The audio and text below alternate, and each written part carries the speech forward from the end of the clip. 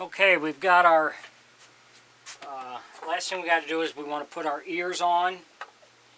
So I put these blocks on there so when I glue and screw this in, it's not going to slide on me.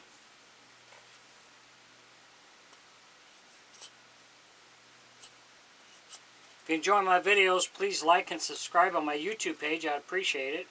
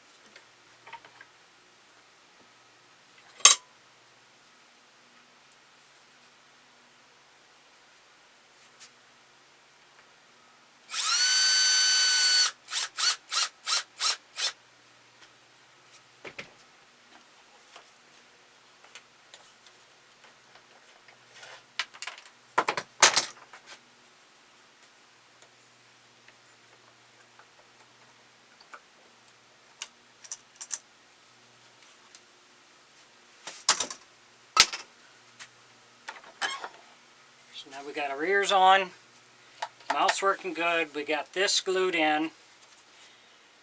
So we're going to give it one more final palm sanding through the whole thing and then we'll be ready to seal it. Thanks for watching.